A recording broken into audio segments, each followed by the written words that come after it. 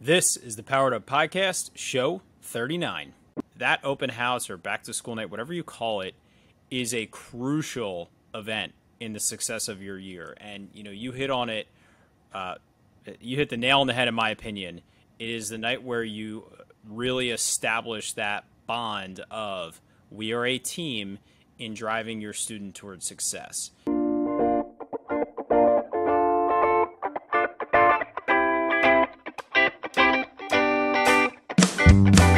Welcome to a real-world education with insight and advice from teachers in the game, where current and former educators reveal what truly sets apart the great teachers and what it takes to make a positive impact on students. Whether you're in pre-service learning, new to the game, or a seasoned veteran, this is the show for you. You'll leave feeling inspired to take action because we are powering education by empowering you.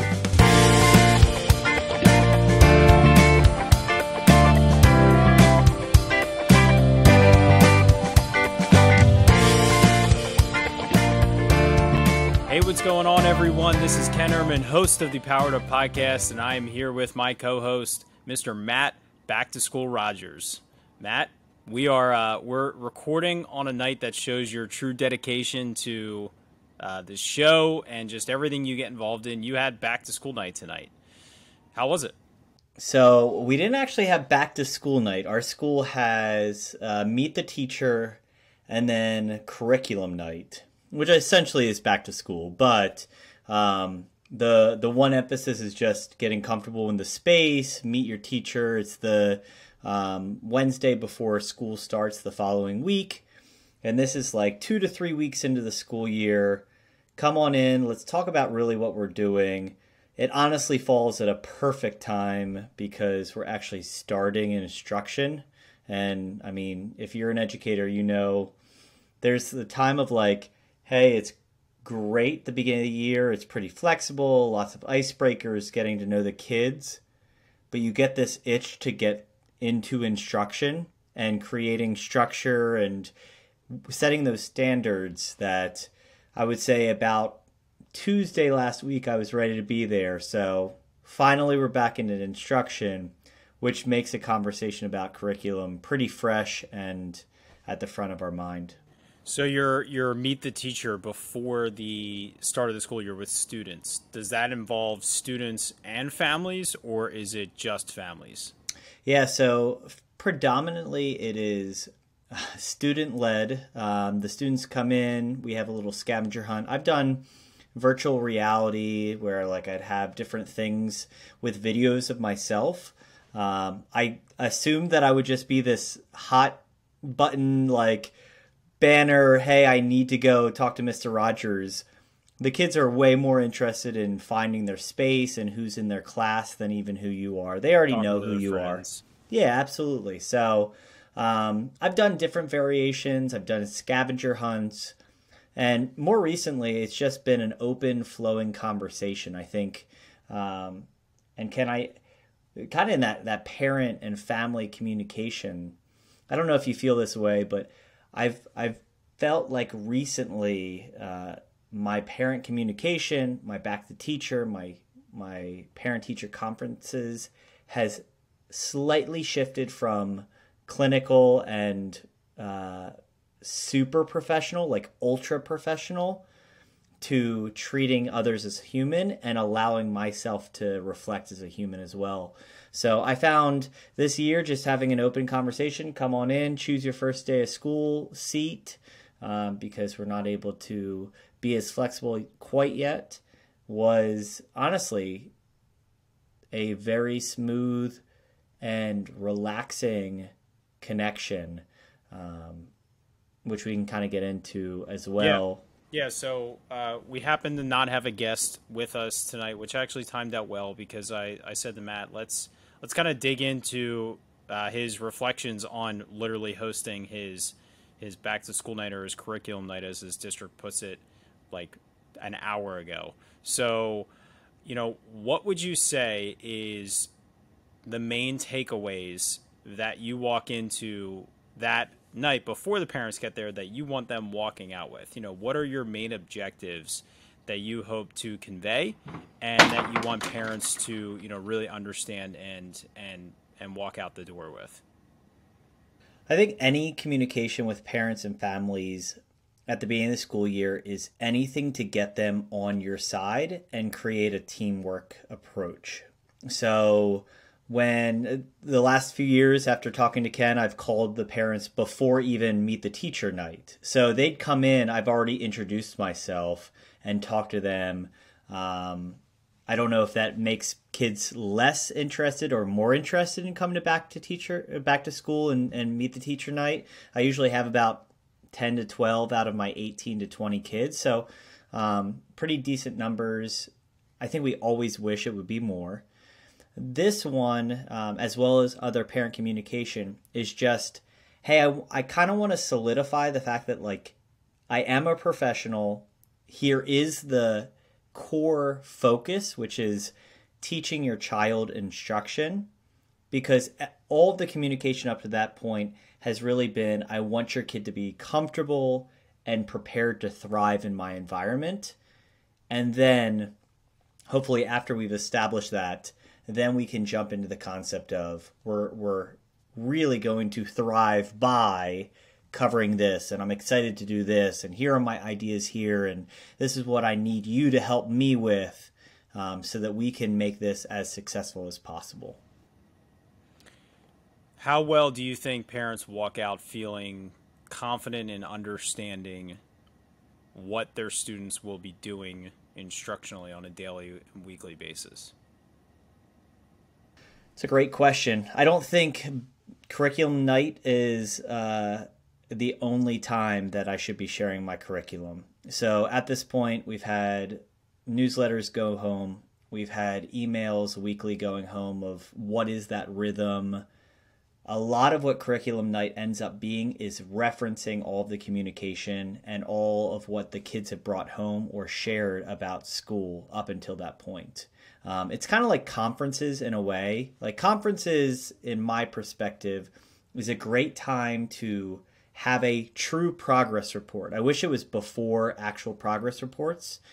Hey, this is what you're noticing. A parent feels like they have a dedicated amount of time to have your ear and focus. It's a great conversation that leads often into goal setting. I think curriculum night ends up being the, hey, you kind of have an idea of nightly homework, or you kind of have an idea of the topics we're studying because you're talking to your child at home, but you have these lingering questions. That is at least the goal of curriculum night in my eyes. If I'm expecting in 25 minutes they're going to walk away and know everything, and that's the first time and they need to master that concept, just like teaching, I probably am not going to get the results that I want. So what would you say is something, if you look back on tonight or just in the past you've looked back on and you've adjusted presently, what are things that you were talking about during curriculum night that you realized was not relevant or just too much for them to consume? Or what are things that you look back on and say, you know what, it's just not important for this message to be communicated in this moment during this event? So I think it's a highlight run.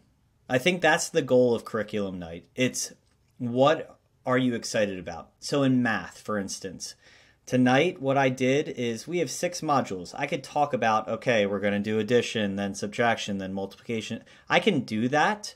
Or I can say, you know what, in the first 3 modules, we're going to focus on mastering operations of whole numbers.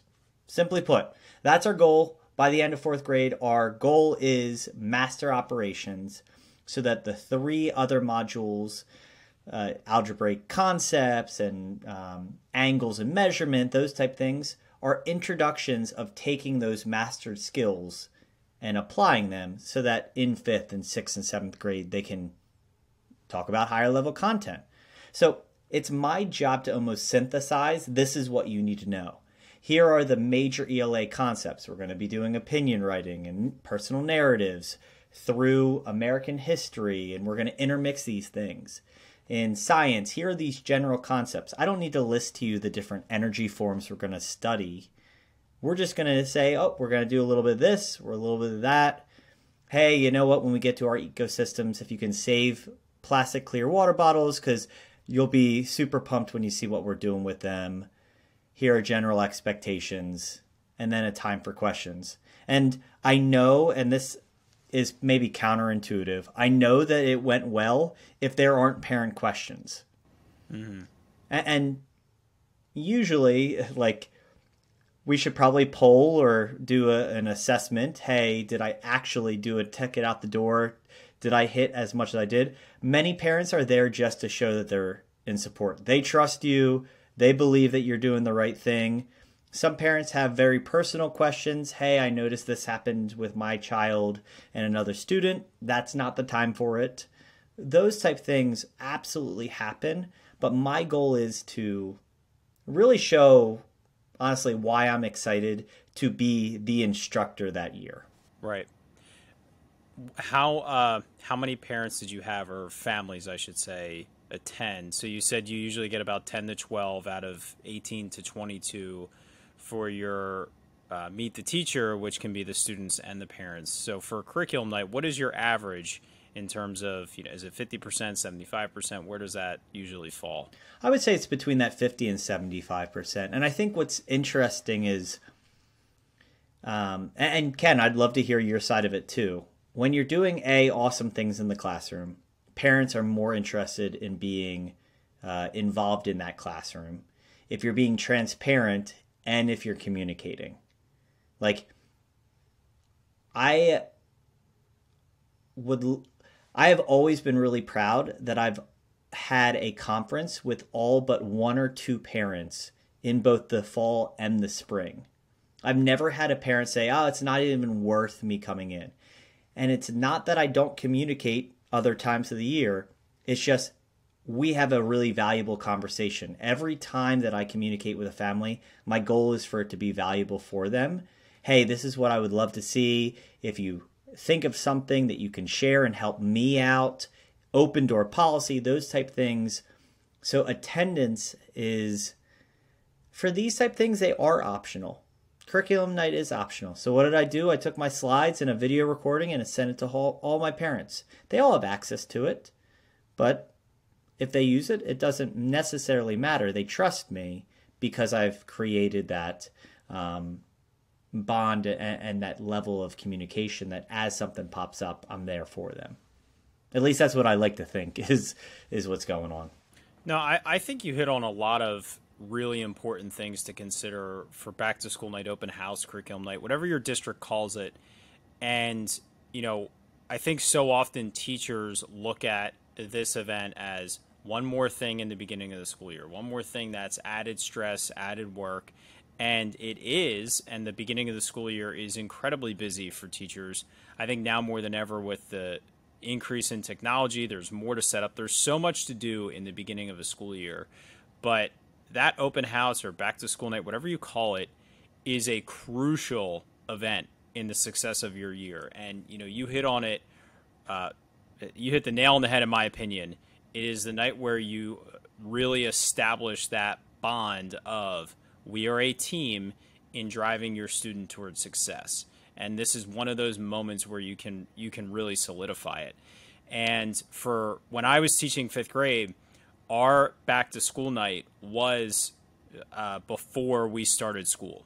So we did also have Meet the Teacher where the students could come in during the in-service day. And then one of those nights during our opening in-service week was back to school night.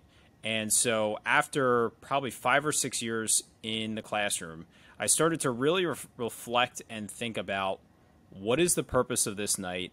What am I hoping to accomplish? And what are parents walking away with? And it was very curriculum focused. It was, here are the units. Here are the reading log expectations. Here are the homework expectations. It was all of those types of components that are important for parents to notice and to know. But when we did it before the school year, they hadn't even seen this stuff before. So it was very confusing to them. They really didn't understand what I was talking about. You talked about yours being now week 3. They've kind of seen that stuff. So I think it's a little bit more valuable to circle back around those important items that are a part of the daily or weekly expectations. But the reality is too is it was just information overload from, whether we started as a grade level and then we broke up into our homerooms. Regardless of the path we went, it was information overload. And then my last realization was I typically had about 50 to 70% attending. So what about if it was so important for parents to hear, I'm only communicating it to 50 to 70% of the parents. So if it truly is important, what am I going to do about that? And, you could have the attitude of, well, it's the parents' responsibilities to come. Well, it is, but you always have to remember we have parents that work multiple jobs and they literally cannot go. They might be on vacation. And you know what? Vacation is really important for families too. And so, I stopped and said, okay, I am making tonight all about establishing that team, establishing how excited I am, talk about the things that I love about 5th grade and that I really look forward to doing and that I think students always genuinely get excited about and that they are they walk away with as their like happiest and most proud moments of the year. And then I just real quick said, here are things that are important logistically that will become more important come week 3, week 4 of the school year. I'm going to screencast all of this information and send it home when it actually is timely. And so that, again, was my way of allowing them to kind of walk out with the thing that I wanted most, which was we're a team, and not worry about memorizing all that information. And then I can send that information to everyone, kind of like you said about, recording those slides, because you're never going to have everyone attend. And regardless of why parents don't go, the reason doesn't matter. It's our job to communicate with them. And I really like how you said that this is just one night in line with all of your communication that leads up to it and all of your communication that follows from it. And that parent communication, whether you're a kindergarten teacher or you're a teacher of seniors, that parent communication is super important. It looks different when you're teaching different grade levels or you're secondary versus elementary. But regardless, that communication with parents at home is so important to your success and your success with the students. I totally agree. And I think that there's other things to consider, and it's hard because we're not in other people's shoes. I thought, what I wish honestly, I wish more people were there. And then I realized that there are sporting events there's practices. And I also realized that I'm a 4th grade facilitator, and many of these kids have 2nd and 1st and kindergarten facilitators that are just learning school. And, they're in 4th grade, 5th grade for you, Ken, starting to be self-sufficient and to not necessarily take it as an ego hit. But I would definitely say that I struggled with judgment early on in this position to say, if it was my kid, well, right. I don't have kids. I don't know the circumstances. I don't know the reasons. They could be teachers. That could be why they're not there, because they're a teacher themselves and they have it the same night. Completely. So I think that's one of the things that I would say that I shifted my mindset is to try and have grace for others more recently and create grace in my classroom. And I think that's been a key term, whether you want to say it's this time of year specific, it's your level of comfort with school, your level of comfort with the world in general. But hey, you know what? If I may not be perfect, we're going to try some great things. We're going to try some exciting things. There are going to be times that your kids come home super excited to tell you what they did. And then there's also going to be a level of expectation. If they don't meet it, then we're going to hold them accountable. And I think that that's another aspect of saying, there are going to be good days and there's going to be some challenging days. And it's all a part of the plan. There is no purpose. Like, I'm not sitting here saying I don't want your kids to come home after a good day, but I want you to recognize that there's probably a reason behind your kid's response, whether they're stressed out about something, or honestly, they acted out in a way that they knew they hadn't all year long, because standards are set in classrooms of structure and expectation. Those are the two biggest things, and they go hand in hand. The curriculum is after the fact. And I think that's why we're all craving right now to get into instruction, because it lends itself to structure, and it lends itself to the idea of just leaning into those expectations. And so once we get into a rhythm, it becomes a much, those 5-day weeks fly, because it's not so much choppy. We had 3 4-day weeks, and I love it from my personal side, kind of working back into it. But you're counting on that next day to finish up this, and you have all these loose ends, and it's a beautiful thing, but it's a tough time of year to also be conveying what it is that we need to be transitioning to. Yeah, and my former principal really pushed our staff to just kind of rethink back to school night, like I said, and really pay attention to the emotional human factor. And, to the point of parents not being there. Again, you want as many as possible there. But, look at that empty seat of, if they're sitting in their kids' seats, look at that empty seat and tell me that you're not going to do everything you can to make sure that child succeeds, regardless of their parents being there or not. So it's super important for us to continue to communicate with parents to help them help their child as much as possible. And, the other thing that I tried to look at and say, okay, the procedural stuff. In this list of procedural stuff that I would typically do, how much of this can be conveyed through a simple email, through a simple screencast, through a simple form of digital communication? And it really was all of it. And then I said, okay, conveying the message of being there for the kids, being their biggest champion when they're in school. That is a message that I cannot convey as well through that form of digital communication. And someone pointed this out to me, and it was a big realization. This was before I had kids as well. A student spends more time, especially for an elementary teacher, but even secondary can be applied just across all teachers. They spend more time in school with that teacher or teachers than they spend with their parents Monday through Friday. If you eliminate sleep from their time home, in reality, it's a few hours at night and it's a couple hours in the morning. They're spending more time with that adult or adults on a daily basis. All those parents care about most is, do they feel comfortable with their child being with that person or those multiple people on a daily basis? Are they going to take comfort in knowing that they're safe, that they're cared for, that they're respected, that they're encouraged, and that they're going to be in a position where they hopefully can succeed as well as possible? And that was ultimately what I dwindled down to. That's all I care about, the parents walking out, understanding and knowing. And I would flat out say it. I would just tell them that. You have to be honest. You have to be genuine. We've talked about that before with student rapport. But that is a message that I felt I could not convey anywhere as close to in person compared to digitally.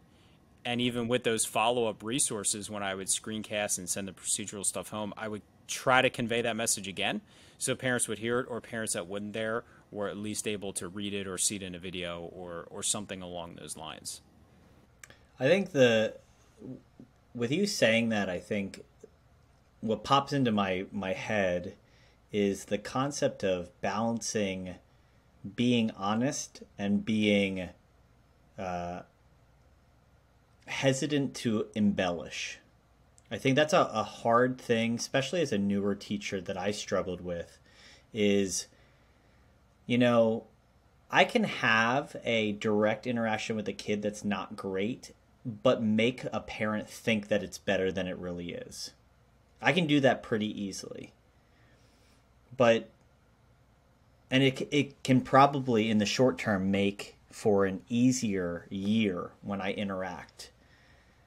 If I want to go through the path of least resistance, I don't have to talk about the challenging things their kid did or what I'd like to see from them.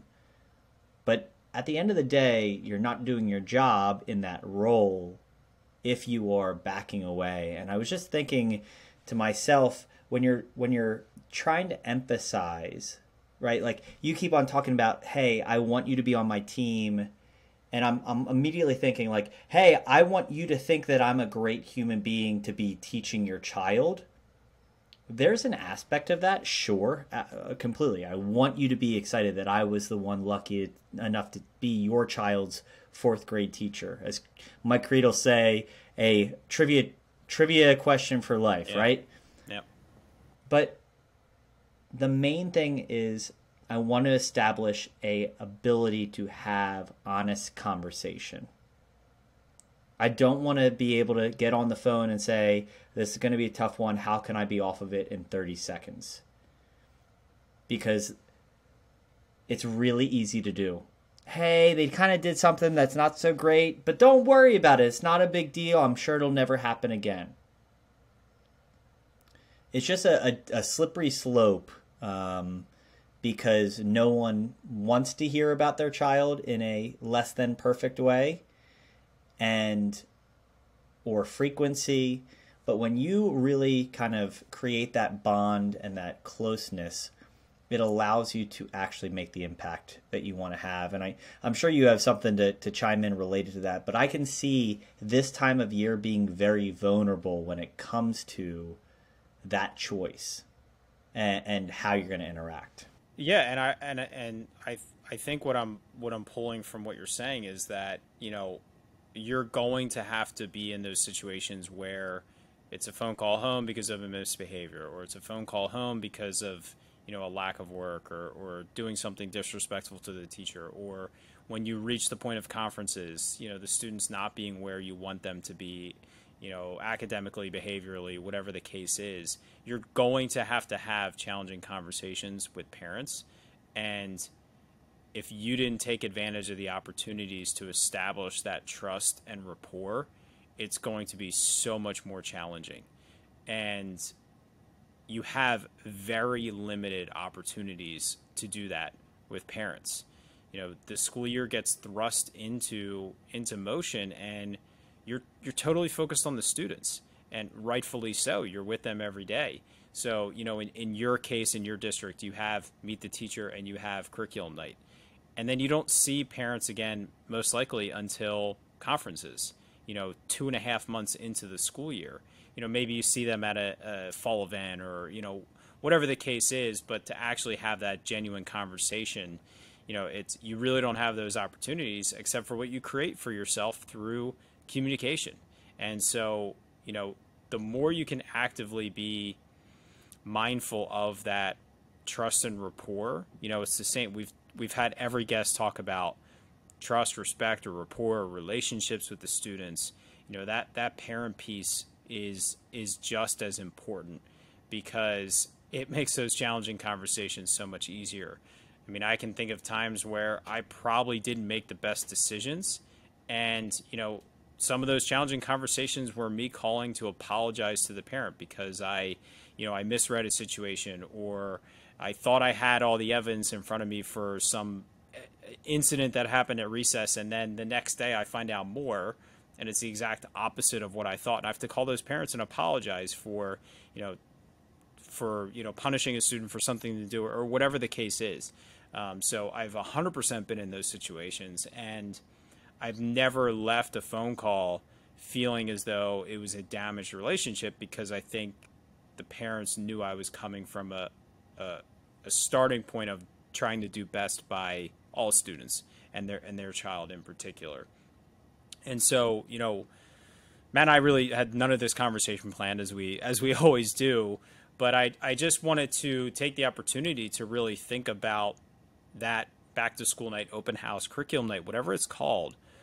Really try to say, what is the one thing I want these parents to remember about this classroom and this relationship that we're trying to establish, and not to speak negatively of your district, but even just calling a curriculum night, I feel like it's already an uphill battle of what I personally would want to try to accomplish during this event with the parents.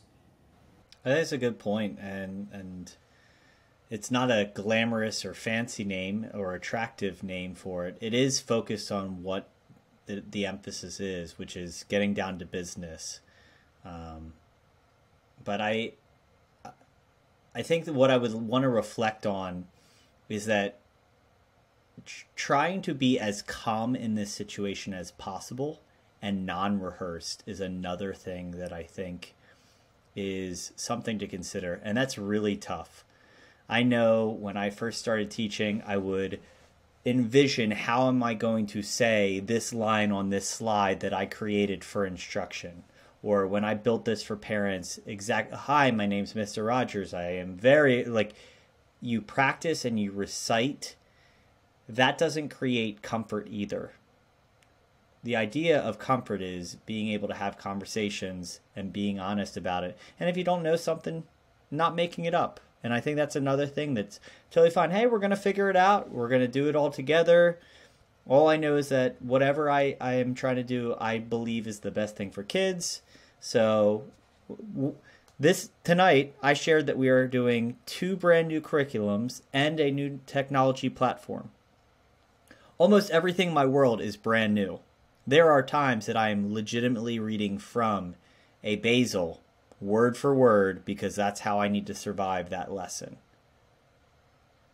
It's not the most comfortable way I've ever felt teaching, but we're going to work our way through and create comfort and create what that classroom and environment is going to look like with that support of that collaborative experience between the kids, between the families, and hopefully between you.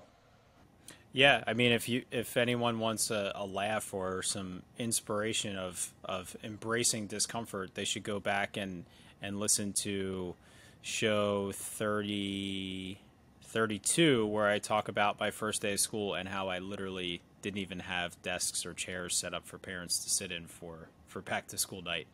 A little oversight. That is the epitome of discomfort and lack of preparation. Well, it was purposeful. It's on so purpose. I guess it was preparation.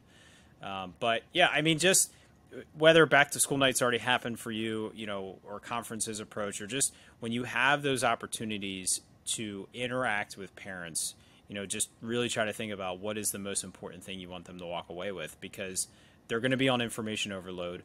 As you alluded to earlier, they might be bouncing from, 2 different grade levels, 3 different grade levels, one parent's with one parent's with the other. There's a million different circumstances. So how can you communicate a clear, concise message that you feel is most important for parents to walk away with? It doesn't have to be the messages that we're saying, but try to kind of dwindle it down to that one thing. And then what are materials that I can communicate afterwards, whether it's the day after or one thing one week, one thing another week? How can I spread out that information so parents aren't on overload, because they have their own jobs. They're raising their kids. That sometimes it's hard to forget, or it's hard to remember that our classroom in that moment isn't the most important thing in everybody's world. And because it is for us, and it's hard to remember that sometimes. So just trying to keep all of that in mind again, so that we can all work so that the students and the kids are as successful as possible, because that's everybody's goal. Yeah, and with you saying that, I just want to echo the parents that aren't showing up, or even the parents that are showing up to be kind and respectful, may be totally fine with not knowing a single thing about what you're teaching. They may be totally fine with that, because you have either established trust, they have trust in the district, they've had good experience in the past with other teachers and how their kids have been treated. So that's a benefit. Or maybe we all unfortunately hear about times that we're hoping that this year's better than the past. That's a great jumping off point to say, no, we're going to make this year better than the past. Doesn't matter if it was in this school, a different school, if they're going to move 3 times during the year.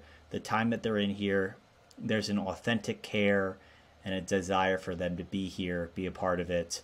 That may all be what they want to hear, because they've got many other things to worry about. Other kids, other responsibilities. I think you brought it up perfectly, that it's okay. It's totally fine. They're trusting you to be a professional and teach the heck out of the content and curriculum and bring the best out of their kid. Absolutely. Is there anything, for our final question for the night, is there anything you did tonight that you would not do, or is there anything you didn't do that you wish you would have done? So, I don't know if I would say awkwardly. I got a message from, it's one of those things that when you think you have all your items covered, like I had my slides a week ago, I had emailed parents a few days ago, I emailed them tonight, I sent home a flyer with the information, I sent home reading about our programs, all of that. I didn't think about my ESL learners and how they could participate in that conversation. And it is one of those things that ESL is new in our school, and I know it sounds ridiculous, but much like older school special ed, where they would kind of segment and send to off campus, ESL, because it was small in our district at first, was only in one building, and it wasn't my building. So only recently is it in our building, and it just continues to be my oversight. And to be honest, I have used translating software, but I totally oversaw how can I create an accommodation for them to participate. I had a parent reach out. So what am I doing at 10:30 once we're done this? I'm translating every slide I have, and I have a friend of mine essentially reading a script for me in Spanish so that they have that accommodation, because they don't deserve to have any less of a presentation. It's just an oversight of mine. So it's those little details that, I've been doing it 13 years, and you would say, hey, you should probably have your act together and have all of it figured out. But it happens to us all. You never will. The beginning of the year is a crazy, crazy time. We're all doing the best we can, and they're super gracious about it. But it does sting a little bit. I'm like, you feel bad, and you'll continue to improve in remembering to include that in everything. But it circles back to when you're coming from a perspective of wanting to do best by their kids. They know you're trying to do best, and when you make those mistakes, they don't take it personally. They feel comfortable enough to say, "Hey, Matt, or hey, Mr. Rogers, can we get it in? Can you get it translated for us?" And it doesn't become a point of contention. It just becomes a point of, "Yep, I'll fix it for you," and you fix it for them, and they're happy. And that's all that matters. I will say one win on the evening. I don't know if I've shared this, but I have a learner that's joining me for a second year this year.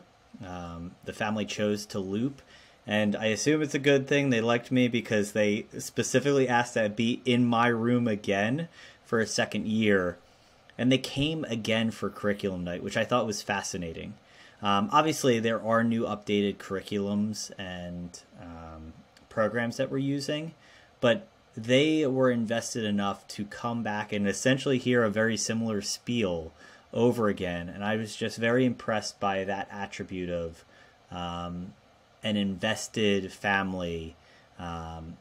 Gives you a ton of respect for those who did make it, and is really reassuring. So absolutely, it's all worth it. I think that these are one of those days that when we look on the calendar, we dread them. Because we want to go home at 4:00 and we want to prepare for the next day or live life a little bit. It ends up being one of the highlights of the year. Conferences is always a highlight. Meet the teacher, and just seeing the kids and parents invested rival some of the best days we've had in our classroom, because you leave feeling like everyone's connected and on that same direction. And it may be an inconvenience to be there until 8 o'clock at night, but it's well worth it. Absolutely. I 100% agree. So, so proud of you. I enjoyed this conversation. I always appreciate how open and reflective and vulnerable you are with me, and even doing it while we're recording for others to hear. So, why don't you get us on out of here, Matt? All right, I'm excited to power down this episode. Hopefully we left you powered up. Guys, stay well. I know it's a little crazy and ever-changing. Take care of yourselves. One thing I heard recently is we don't know what anyone else is going through, and we need to recognize that.